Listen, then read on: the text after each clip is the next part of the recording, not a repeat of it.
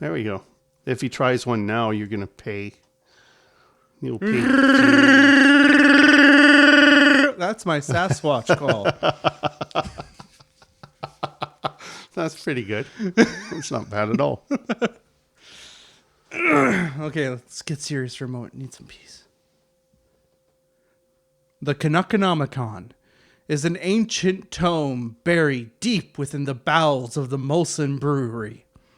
It contains knowledge both forgotten and abandoned. And we, scholars of this ancient tome, the Canuckonomicon, will teach you what we know. I'm Junior. I'm Dirty Clyde. Today we're talking about a hairy fish. Love the hairy fish.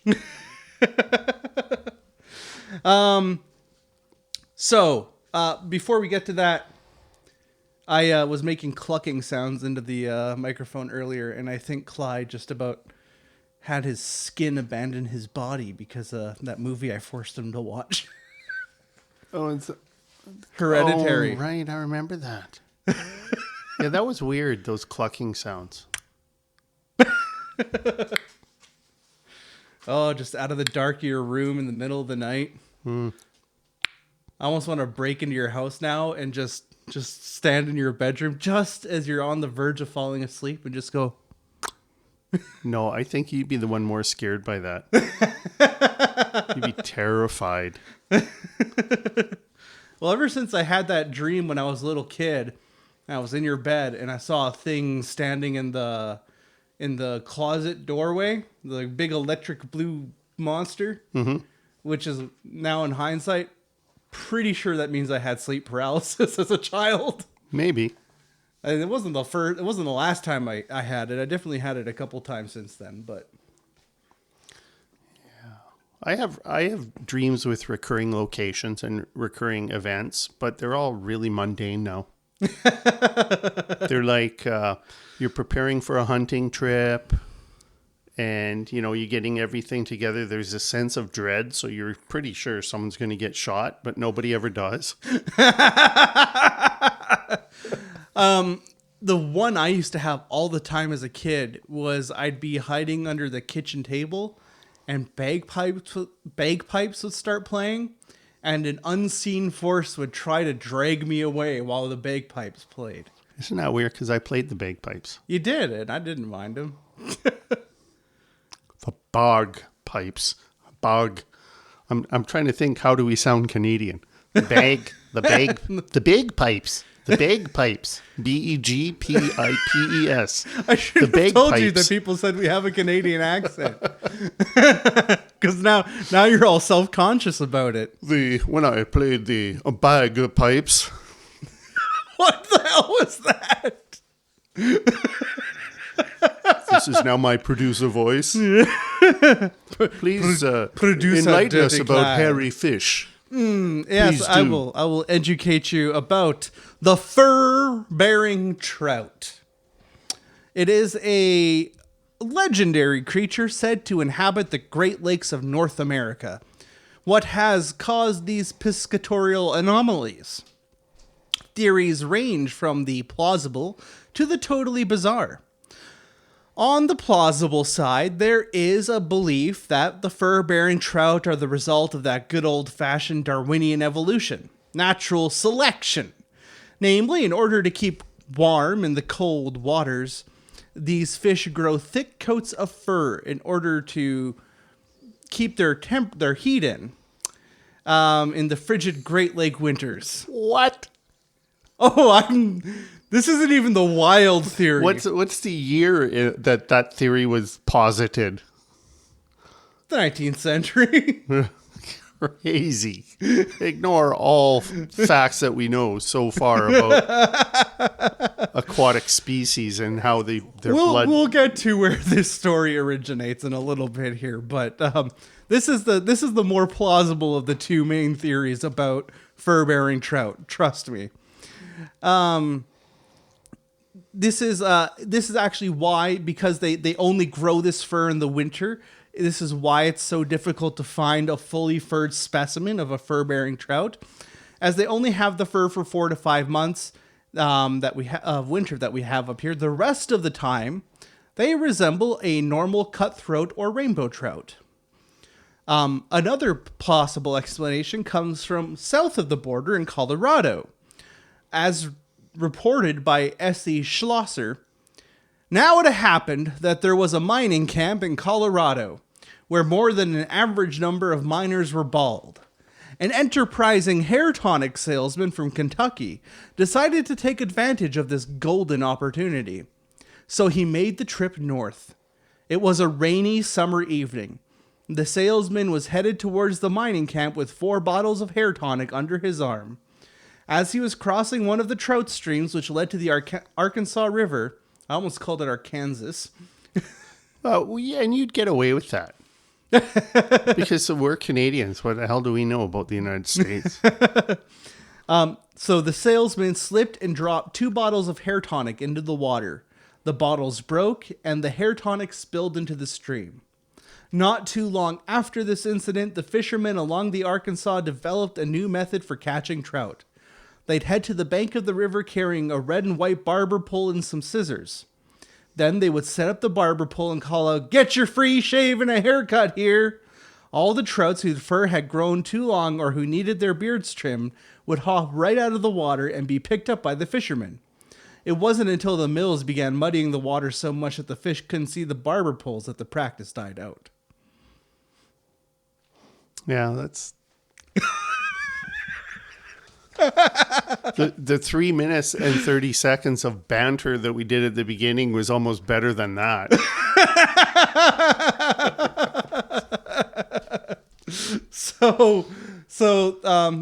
There's another possible origin for your fur-bearing trout. Yeah, well, that's a tall tale. So if these stories haven't told you, what we're talking about is not your standard cryptid. I would go so far as to say we're not really talking about a cryptid at all. What we're talking about is something similar to the side-hill gouger. Do you know what a side-hill gouger is?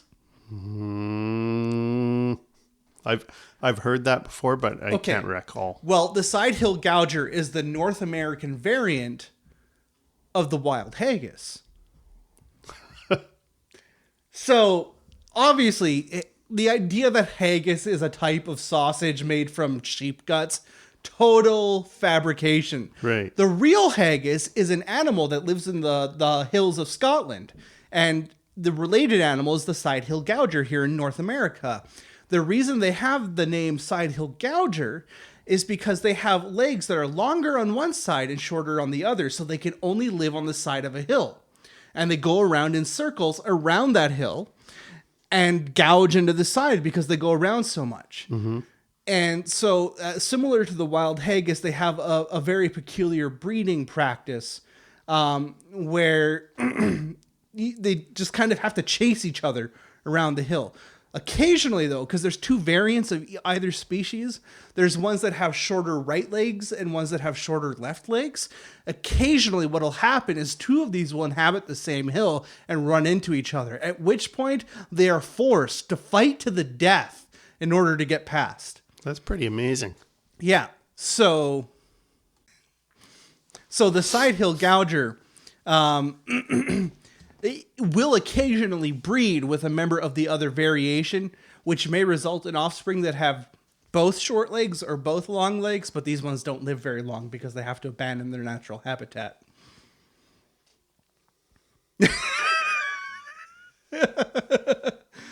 So that's not a cryptid. Nobody's ever sighted a side-hill gouger.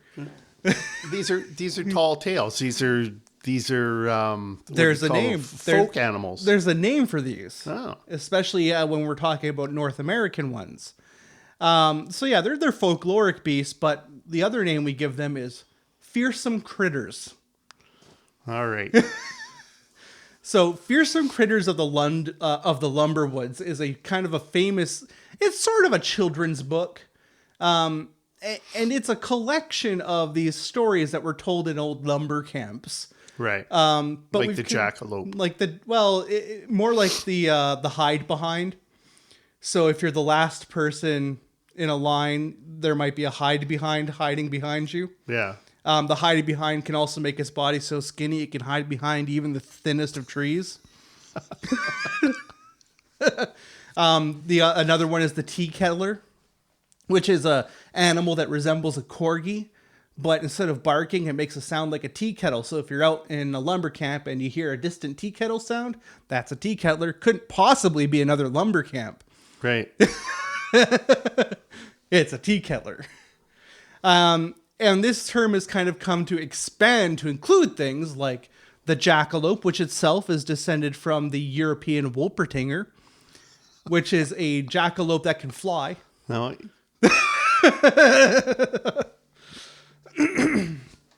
So there's a lot of these creatures out there, and what was really frustrating about this episode is finding their provenance, finding where these stories came from so that I could say whether or not a particular tale was Canadian. But so many of them kind of come from the 19th century. They're just back and forth. Especially when you're dealing with lumber camps. Yeah, people just go wherever the work was. Exactly. So it's really hard to say that any of these are specifically Canadian.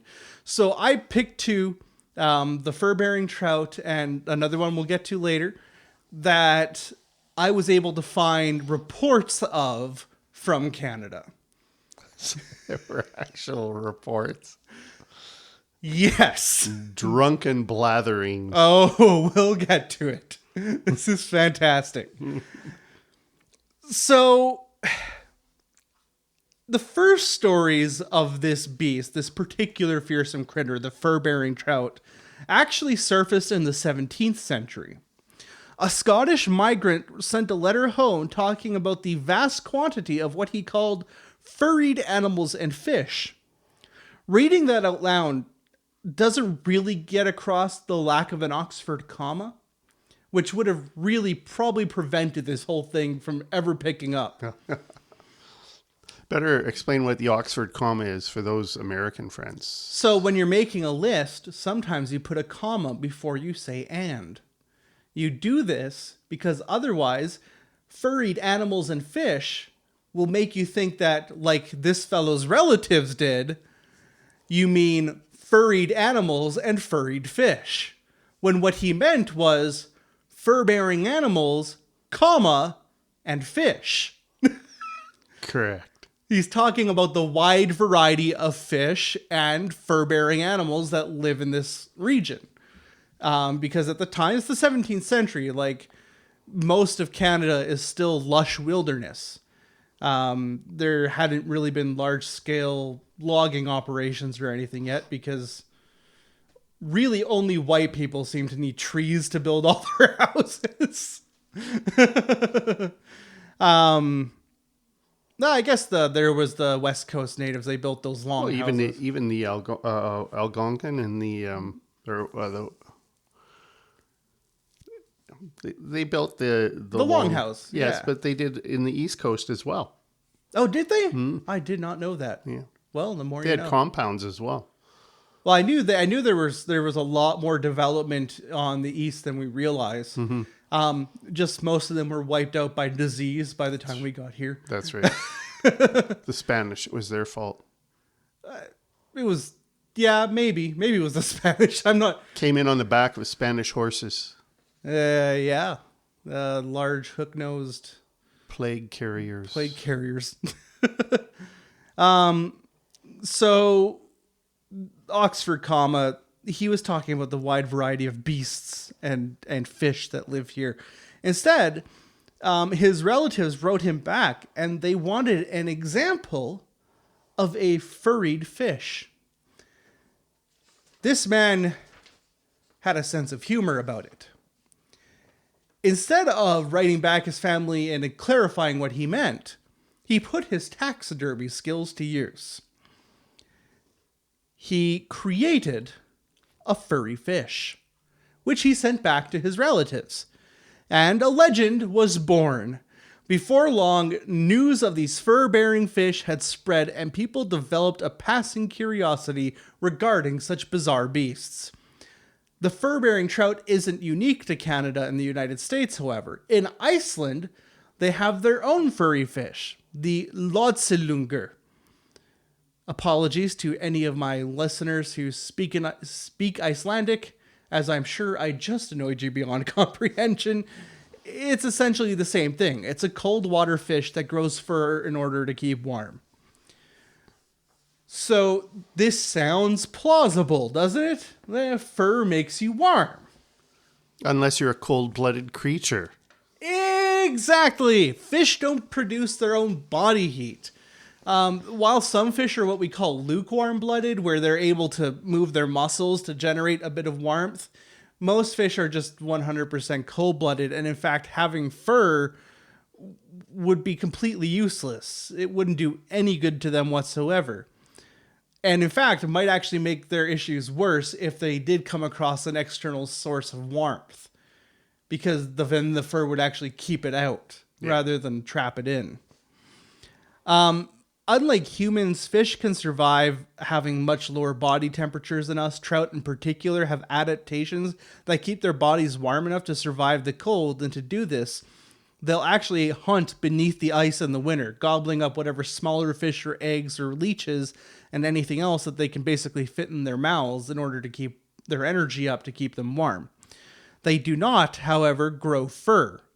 That said, people who have reported seeing fur-bearing fish may have actually been seeing one of two real things. The first of these real things is a type of water mold called saprolegnia, or cotton mold. This mold would infect the skin and tissue of fish, resulting in them growing cotton-like strands from their flesh before ultimately dying of the infection. It's fairly rare and usually indicative of something very wrong with the fish population in the region, as it can only really infect them if their immune systems are otherwise compromised. That's the less fun explanation, but there is a much more fun explanation. Remember that Scottish guy? He wasn't the only taxidermist skilled enough to create a facsimile of a fur-bearing trout. There is another guy. This guy was named Ross C. Job. He was a First Nations gentleman in Sault Ste. Marie, and who owned a large piece of land that was kind of famous in the area. It was a little bit of a hangout for kids. It had lots of weird stuff on it. According to a recollection by Kim Wolf, Job's Bush, as the property was known, was popular with the neighborhood kids, and Mr. Job had a workshop on this property where he carved busts of Native Americans and, more notably, fur-bearing trout. These were assembled from the taxidermy trout and rabbit skin that he had, and sold to rube tourists. Those are the rubes. The rubes. The dupes. The dupes. And the rubes and the boobs and the rubes, the boops, and the boobs and the yeah. I wish I could. We need to write that down. I know. Pin it on your wall in here. That's right. We'll make a big poster. That'll be one of my next creations. So he would sell these to rube tourists. One of these tourists came from the Natural History Museum of Scotland. He presented it to the museum, only later being embarrassed after learning its true origin as a hybrid rabbit trout. According to some stories and folklore, fur-bearing trout were said to make for really good slippers. So it was said that rangers in Minnesota would go around with Brannock devices. You know what a Brannock device is? It's those things that shoe sales folk will use to measure your shoe size. So if you caught a fur-bearing trout, the Minnesota Ranger would come by with a Brannock device and measure your shoe size and measure the trout. And if the trout was smaller than your foot, you had to put it back in the water. Otherwise, you're allowed to catch two, so that you can make a pair of slippers. A matched pair, of course. Oh, real trout slippers. Yeah. The wheels are spinning when it comes to merch. If we make the season 3, we're going to have merch. Oh, absolutely. And it's going to be trout slippers. Chimera goose prints. A Chimera goose, you could get a print, a T-shirt, or stuffed animals. Oh, there you go. Get them right from China. They'd be stuffed full of some evil substance that causes cancer. Some woven lead. Yeah. Made out of the spun lead. Ground up bones of poor children. Like all good things that are made in China. So what I find that one of the most interesting things about fur-bearing trout is that they really open us up to an entire segment of folklore that one might call cryptozoology and fearsome critters. So like I said, fearsome critters are folklore animals made up by woodsmen, travelers, and explorers to try and put one over on the city folk and outsiders. The fur-bearing trout is an example, as is the very well-known jackalope. Less well-known, but no less hilarious, are the side-hill gougers and the wild haggai, which is the plural of haggis when you're dealing with wild haggai.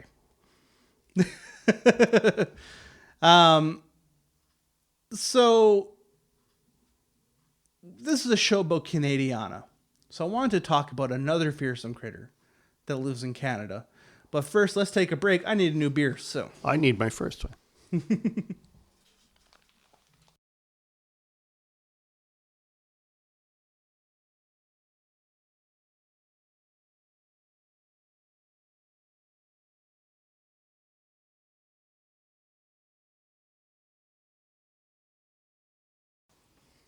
And we're back. We are back. We are back. We are back.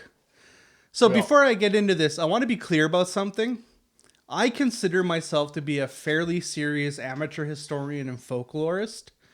I try to use primarily academic, quote unquote, in some cases, as some of the topics I cover, it can be difficult to find peer-reviewed academic sources, but primarily academic, or at the very least, what appear to be well-researched sources. Even when I'm covering things like UFO sightings, I try to use newspapers and avoid things like random wikis and blogs. And the reason I do this is because, for instance, there's reports of a supposed centaur in the region that used to be known as Hobima.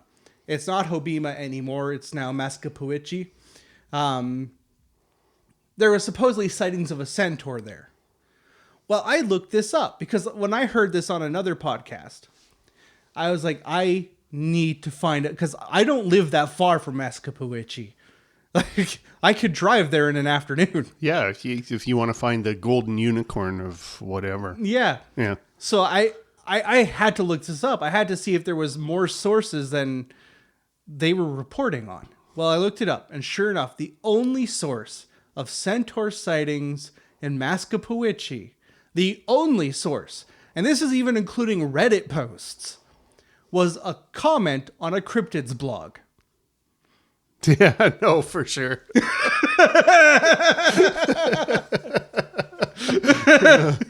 Someone wrote in. Yeah, exactly. Yeah. Somebody wrote into a cryptids blog as a comment on a post about a centaur sighting in Mascapuichi. So I'm like, okay, so a couple of kids got stoned out by the by the high school and saw a guy riding a horse. Yeah. Yeah. And they thought to themselves, "Oh my God, it's in the centaur." dusk." So all you saw was like a outline silhouette. Yeah. So that's my running theory on the centaur of Mascapuichi. The centaur. Honestly. And by the way, Clyde, you just said, "Oh no, for sure." I know. In a context that made absolutely no sense. Yeah, no, for sure.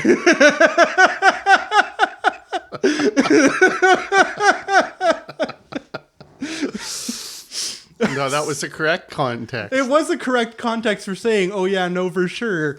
But if it just means yes, it makes absolutely no sense. Because I know what you meant. You know what you meant. That's what that means. It means yes. Kind of. Yeah, no, for sure. Oh, yeah, no, for sure. Usually it's when someone's asking you to do something you don't want to do. I hate being aware of the fact that I'm so Canadian now. Yeah, but I mean, so someone says to you, do you mind picking up that liquid dog shit from the lawn? Yeah, for sure. Because we're too polite to say no effing way, or I'm going to do it, but I don't want to. We never do that as Canadians. We always try to be agreeable. Oh, yeah, no, for sure. Yeah. So anyways, I'm just trying to be clear. And the reason why I'm bringing this up is that when we're talking about fearsome critters, we are talking about things that are just flat out made up. This isn't like Bigfoot where there are people out there looking for these things. Nobody's looking for the hide behind. Nobody has any illusions. Oh, and even if you were, you wouldn't see him. Well, yeah, because he can just hide behind you. Wherever behind you is. And if someone's looking at behind you and doesn't see him, it's because he can make himself that thin. Yep.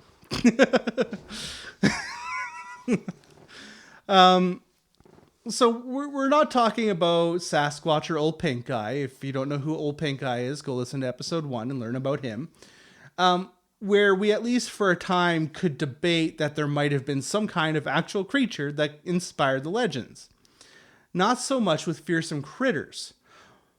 Where I might say that the Wahila is a legendary beast based on an oral history recounting of creatures long lost to our modern memories, the fearsome critters are complete myths. Why? Well, fearsome critters are really the tales of bored woodsmen and explorers, people who lived in the bush and were sitting around the campfire at night, trying to haze the greenhorns and pass the time. For instance, there's been a heavy snowfall. You get outside and you see your windshield covered up. You need to brush it off. Well, what do you do first? What's the first thing you do? Turn on your wipers. Right. You turn on your wipers. Or you get your brush. You get your brush. Well, you go out there with the brush and you start brushing it away, but you haven't checked yet. And now you've been bitten by a highly venomous snow hoop, also known as the winter hoop snake. Is that if you go out without mitts? Nope. It's the winter hoop snake. You just got to bang on your car to make sure you spook off the winter hoop snake because they like to sleep on windshields. If you've ever been up a tall hill and you see those tracks going down the hill, yeah, that's where the winter hoop snake bit its tail, turned into a hoop, and tumbled down the hill. That's not a toboggan. That's a hoop snake. Oh. Even my wife actually remembers hearing stories about snow snakes. Oh, the snow snakes, yes. Yeah, when she was a kid, she hated it. But I stumbled across a blog, and I had to share it because we're talking about the snow hoop, which is a subspecies of hoop snake that's said to live in the wildernesses of Canada and Sittsville, Ontario. At least according to this blog that I found. The thing about these stories is they're based on an idea of one-upsmanship. Let's talk about hoop snakes. Hoop snakes are probably one of the most well-known and popular fearsome critters out there. Do you know what a hoop snake is?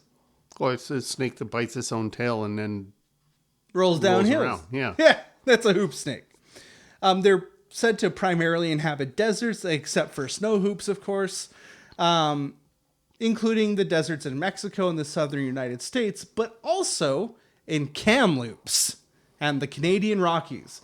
That's another common place where hoop snakes are said to live, which I thought was hilarious.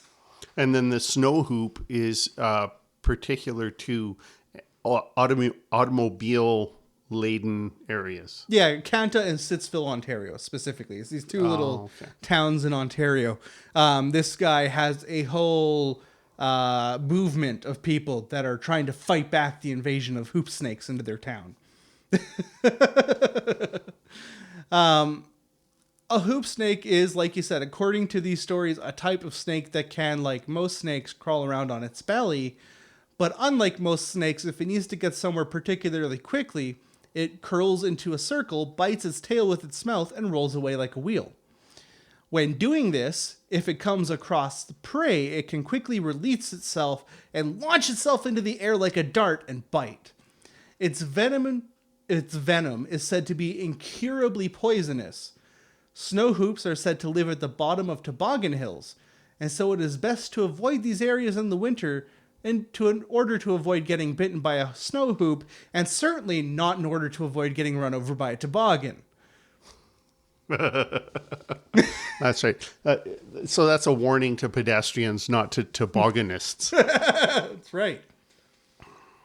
Well, so unlike fur-bearing trout, we just don't have many very interesting snow hoop sightings that I can give you. I haven't, no. So far as I can tell, there hasn't even been fake taxidermy made of them. There are a few explanations that could at least explain where people may have gotten the idea of a hoop snake. The mud snake in Georgia often rests in a circle, which could lead some to believe that this particular species might bite its own tail and roll away.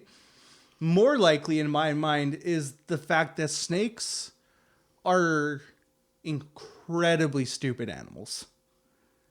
Like, incredibly stupid. You know how your dog sometimes chases his own tail? Mm-hmm. What does he do when he bites it? Let's go. Yeah. Why does he let go? Because it hurts. Yeah. You know what happens when a snake bites its own tail? It dies. It eats it. Well, there's that whole line of Celtic. The Ouroboros. Yeah, where the snake's It's biting. it's everything. It's everything, Celtic. yeah. It's Norwegian. It's Indian. And when I say Indian, I mean like India. Mm-hmm. I'm pretty sure there's probably even Ouroboroses in First Nations mythology somewhere if you looked hard enough. Mm-hmm. But also snakes are dumb. Snakes are super dumb. And they will actually mistake their own tails for prey. Especially snakes that commonly eat other snakes. There are a few species that do that. And so they will auto-cannibalize because they're dumb. They're not dumb. They're just not self-aware. Is that not dumb? That's not dumb. But again, you would think like your dog, he bites his own tail. He goes, oh, that hurts. Oh, this is obviously not a toy. How many university educated people can't dress themselves? At least one. I know because it's me. Einstein Yeah, had a whole closet full of one kind of suit. Yep. Well, because it would take valuable brain power to... Well, that's what he said. Yeah. So, a couple of the species that commonly will do this are rat snakes. They're known to perform auto-cannibalism in rare, unfortunate events, usually when they see their own tail, and mistakes it for a meal because their rat snakes typically eat other snakes. Mm-hmm. Bored woodsmen may have seen this, and when campfire rolled around, told the story about a tumbling serpent barreling down hills. Mm-hmm. It's not all bad news about the incurably toxic venom with hoop snakes, however. There's some good news, too. If you've got good aim and a quick arm, you can try to toss a pebble through a hoop snake hoop. If you do, you'll have good luck. I don't know what kind of good luck you'll have. Yeah. I don't know how long you'll have it for. Stories don't say. But you'll have good luck if you throw a pebble through a hoop snake. There you go. Well, because otherwise you just have bad luck upon bad luck. Yep. So that's all I have for Fearsome Critters for you today. But because this is quite a short episode, we're at like 35 minutes. Yeah. I did bring us a little something else that I want to share with you guys. This is a story. So S.E. Schlosser, I mentioned him earlier in the episode. He's actually a Canadian folklorist. He has a collection of Canadian folktales and North American folktales that he's put together. And I found a fun little story.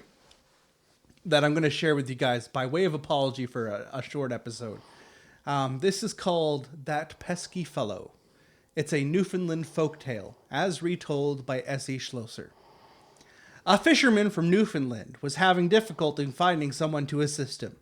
Help was scarce, and he couldn't find a soul to hire. Then one day he saw a handsome fellow in fancy city clothes walking along the docks. This was obviously not a man looking for work, but the fisherman still called out half in jest, "Are you looking for some work?" To his surprise, the city man nodded and jumped into the boat. They agreed to split the catch into 3 parts, one for the city man, one for expenses, and one for the fisherman. Then they set out the boat. At first the skipper caught 3 fish to every fish caught by the city man. He was quite disgusted with this performance. At this rate he would have done better fishing alone, so he said, "Am I supposed to catch all the fish for you? Why don't you catch some?" "Well then, if it's fish you're looking for," said the pesky stranger, "how about these?" He grabbed the fish gaff and smacked the port side of the vessel 3 times. "Come aboard, fish!" he shouted. Immediately fish of every shape and size came leaping out of the water on the port side and flopped into the bottom of the boat. The stranger then hit the starboard side of the boat 3 times, and fish came hopping and flopping in from that direction until the boat was so full the skipper could barely see the stranger over the mound of fish. "Stop or you'll drown us both," he shouted to the city man. Well, that pesky city fellow held up the fish gaff, and immediately the fish stopped jumping into the boat. The skipper eyed the catch and then grinned in delight at the city man. "I wish I'd brought us a spot of rum," he cried enthusiastically. "We should celebrate this fine catch." "A spot of rum coming up," said that pesky fellow. He bored a hole into the mast with a little gimlet he took from his pocket and poured out enough rum to fill a mug. Then he bored a second hole into the mast and poured himself some whiskey. By this time the skipper was marveling at the magic produced by the pesky city fellow, but he wasn't about to ask how he pulled off such stupendous tricks. He was just grateful to benefit from them. He topped off his rum from the hole in the mast and turned the boat towards shore. The stranger wanted to steer, but the skipper wasn't sure where that pesky fellow would take the boat. So he politely declined the offer, and the man grinned knowingly and poured himself some more whiskey. When they reached the docks, the 2 men sat down and started dividing the catch between them. "Lay out one for you, one for expenses, and one for the devil," that pesky city fellow said with a lazy grin. So that was what the skipper did. He made 3 piles, and they kept throwing the fish one at a time into a pile, chanting, "One for me, one for expenses, one for the devil," until the entire catch was divided. The skipper put the devil's portion on a wooden rack, called a stage, that was used for drying fish. "Much obliged," said the pesky fellow with a happy grin. He kicked over the stage, leapt into the sea with his portion of the catch, and the whole kit and caboodle disappeared in a puff of smoke. The skipper shook his head a few times. Then he went back to the mast to pour himself some more rum. But both of the boreholes had disappeared, along with the pesky fellow.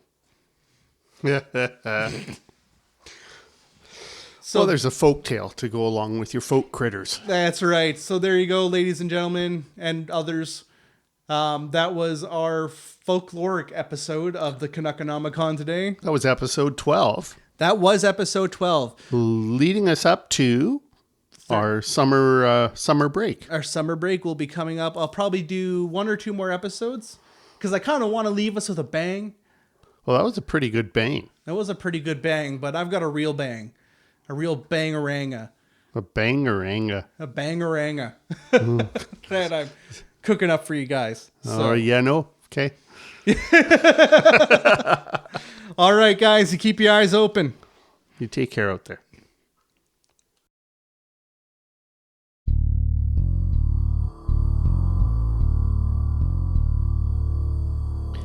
Canuckonomicon is a production of Crossing Clay Studios. We can be found on Twitter at Canuckonomicon, and you can contact us through email at canuckonomicon@gmail.com. Please be sure to share us with your friends and family, and keep your eyes open.